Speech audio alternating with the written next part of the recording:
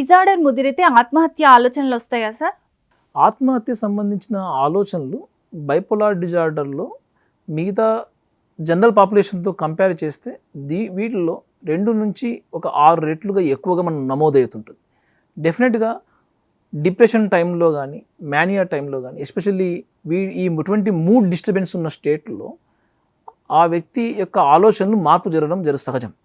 ఒక హెల్ప్లెస్నెస్ స్టేట్కి వెళ్ళిపోవడము, అంటే ఇక్కడ నాకు ఏదో హెల్ప్ దొరకట్లేదన్న ఫీలింగ్లో ఉన్నప్పుడు మెల్లమెల్లగా ఆ సందర్భానికి ఆ విషయానికి హోప్లెస్గా వెళ్ళిపోతాడు. ఎప్పుడైతే నేను నయం చేసుకోగలను, దీని నుంచి బయటికి పడగలను అన్న స్థితిలో నుంచి డౌట్ వస్తూ మెల్లమెల్లగా నేను ఈ లైఫ్ నాకు వర్త్ కాదు, నేను ఎటువంటి ఆప్షన్ లేదు, నేను ఇక్కడ నుంచి సందర్భం నుంచి బయట రాలేను అన్నప్పుడు అప్పుడు మెల్లగా ఆలోచనలు wish for end of the life అన్న థాట్స్ వచ్చేస్తాయి. అంటే ఇంకా దీనికన్నా బెటర్, చనిపోతే బెటర్ అన్న ఆలోచనలు ఎక్కువగా వచ్చినప్పుడు రావడం ఈ డిప్రెషన్ టైంలో కానీ మేనియా టైంలో కానీ మనం జనరల్గా చూస్తుంటాం. ఈ సూసైడల్ ఆలోచనలు అనేవి ఓన్లీ మూడ్ ఆధారిత సమస్య ఒకటే కాదు. సూసైడ్ అనేది ఒక బిహేవియర్, ఒక బ్రాడ్గా జీన్స్ దగ్గర నుంచి తన పర్సనాలిటీ అంటే సైకలాజికల్గా తను రియాక్షన్ ఇచ్చే విధానం, ఒక స్ట్రెస్ కానీ ఒక లైఫ్లో జరిగే ఒక చేంజ్ వల్ల తనకు ఇచ్చే విధానము ఒక్కొక్క వ్యక్తి ఒక్కొక్క పర్సనాలిటీ విధానంగా మార్పు ఉంటుంది. సో పర్సనాలిటీ ఫ్యాక్టర్స్ కూడా ఇన్ఫ్లుయెన్స్ చేస్తాయి.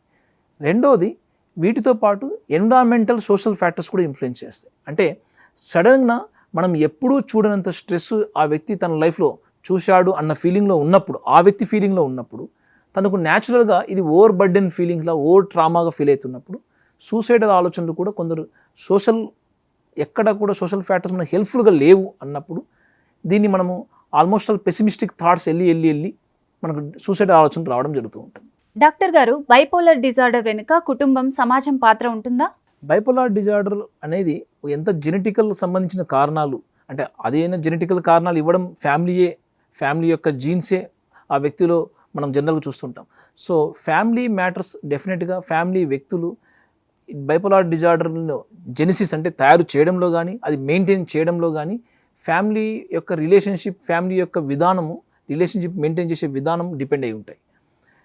జీన్స్ ఒకటే కాక అంటే 5 to 10% జీన్స్, మనం బైపోలార్ జీన్స్ని హెరిటబిలిటీగా చెప్తాము.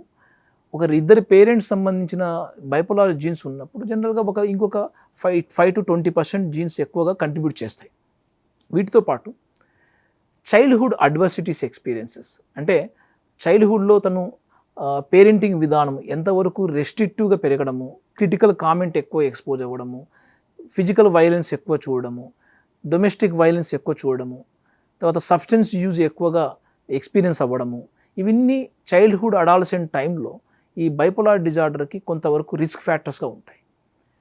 ఫ్యామిలీ ఎన్విరాన్మెంట్లో ఓవర్ క్రౌడింగ్, పావర్టీ లాంటి సోషల్ ఫ్యాక్టర్సే కాక తనకు ఎప్పుడన్నా ఇన్ నీడ్ స్ట్రెస్ టైంలో అవైలబిలిటీ ఆఫ్ ద పర్సన్, అదే పేరెంట్ కానీ బ్రదర్ కానీ సిస్టర్ కానీ ఎంతవరకు అవైలబుల్గా ఉన్నారు, ఎమోషన్గా వెంటిలేట్ చేయడంలో ఎంతవరకు వాళ్ళు కమ్యూనికేషన్ సాఫీగా చేయగలుగుతున్నారు, సపోర్టెడ్ ఎన్విరాన్మెంట్ ఇవ్వగలుగుతారు, ఇవి కూడా ఇన్ఫ్లుయెన్స్ చేస్తాయి బైపోలార్ డిజార్డర్ తయారవ్వడంలో.